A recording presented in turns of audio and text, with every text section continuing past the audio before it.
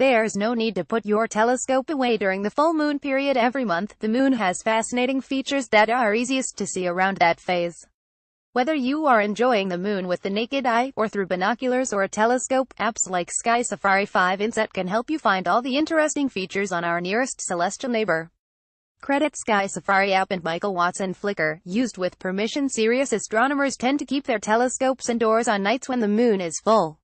Its bright light floods the sky, overwhelming all but the brightest deep-sky objects. But the moon itself is a fascinating target. Although a full moon doesn't have the dramatically shadowed terrain that partial phases do, some lunar features and phenomena are enhanced during full moons. This weekend's full moon is the perfect opportunity to see the moon in a whole new light. In this two-part edition of Mobile Astronomy, we'll cover what to look for and offer some tips for making the most of observing the full moon. In Part 1, we'll cover how the moon looks using naked eyes or binoculars. In Part 2, we'll focus on the features you'll view by telescope. November Full Moon Guide 2017. What to expect. Michael Watson of Toronto captured this composite image of the full moon on November 15, 2016, when the moon was at perigee, its closest approach to Earth for the month. When the moon's terrain is illuminated by rays of sunlight striking it vertically, no shadows are cast. At this time, all differences in brightness are produced by variations in lunar geology, revealing ray systems or dark halos around craters, composition differences among the dark lunar basalts, and more.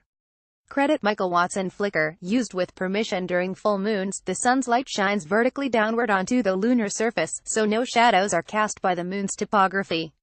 Instead, the variations in brightness that we see are caused by differences in albedo, the amount of that light being reflected off the various rock types and textures. So observing the moon around its full phase allows us to learn more about its surface composition. Even without magnification, it's possible to see the two main types of lunar terrain.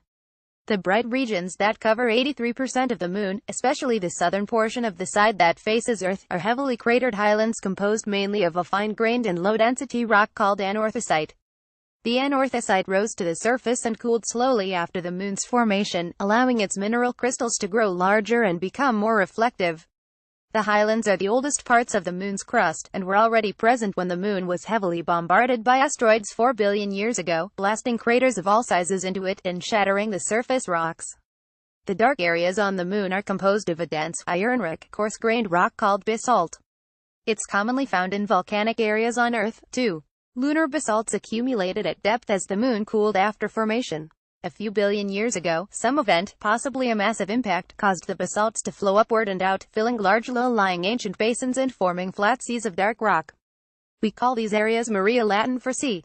The Maria basalts are roughly 0.62 to 2.5 miles, 1 to 4 kilometers thick. The moon's far side has almost no Maria regions. We are not sure why.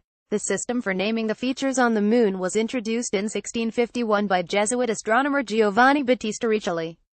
At the time, it was widely believed that the dark areas were water.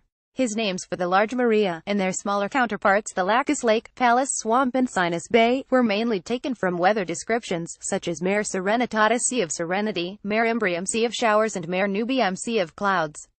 The Sky Safari 5 app's Solar System Settings menu has an option to display labels on moon features. Traditionally, people have seen the face of a man in the moon in the full moon, or a jumping rabbit, its body on the left-hand side and the ears formed by the narrow Maria named Fecunditatis and Nectaris in the upper right. I see a woman's face, turned to the left, and crowned with dark hair. She's wearing a bright pendant at her neck. The crater Tycho. Wow. Moon's young crater seen in close-up view photo. Since the Maria formed, there have been far fewer impacts on the moon, leaving them relatively smooth. Many of the early Apollo missions landed in Maria to ensure that a rugged or uneven surface didn't damage or tip over the lunar excursion modules. Apollo 11 landed in Mare Tranquillitatis, the Sea of Tranquility, in the hair just above the lady's ear. The Apollo 12 and Apollo 14 sites are both just to the left of her chin. Later missions became bolder. Apollo 16 landed in the bright lunar highlands, just about where the lady's earring would be. The Apollo missions were planned with both safety and science in mind. The earlier missions landed in the smooth lunar Maria, while the bolder later missions chose to explore the bright lunar highlands. Apollo 13 was intended to land in the Fra Mauro area, near the site of Apollo 14. While you can't see the Apollo astronauts' equipment or footprints left at the landing sites from Earth-based telescopes, the craters they explored and the others named in their honor can be found using your app's search function.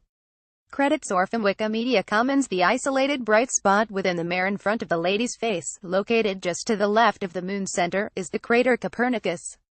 Its impactor seems to have punched a hole through the dark basalt, exposing the brighter rocks underneath, and spraying their material over the surrounding Maria. The spray of bright material is called a ray system. Features like this help scientists to understand the history of the moon. This impact had to occur after the Maria were deposited. In fact, from Apollo samples, scientists estimate that Copernicus was formed relatively recently, about 800 million years ago. The phenomena I've described are visible during any full moon, so you'll have plenty of opportunities to explore them in the coming months. Winter full moons ride very high in the nighttime sky, ideal for telescopic viewing through a minimum of intervening air. Here are some activities to try out during your next full moon observing session. Explain what the Maria are and ask what shapes people see in them. Look for the dark, round Mercurium Sea of Crises near the moon's northeast upper right edge. An effect called libration causes the moon to tip and turn slightly, bringing Mercurium closer and farther from the edge. In the deep southwestern corner of the moon, the dark and round Grimaldi crater also wanders close to the moon's edge. See where they are and check again on another night. Finally, if everyone exclaims how large the moon appears, have them close one eye and hold a pinky finger at arm's length. Even a child's finger will easily cover the entire moon, which subtends an angle of only 1/2 of a degree, or 30 arc minutes, in the sky.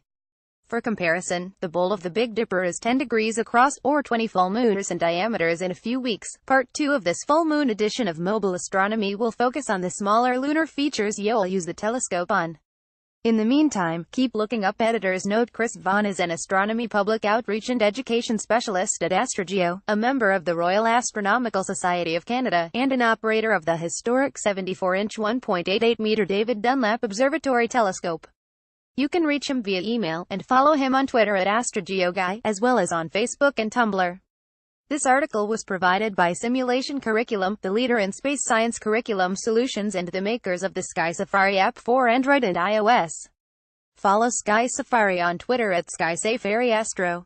Follow us at space.com, Facebook and Google. Original article on space.com.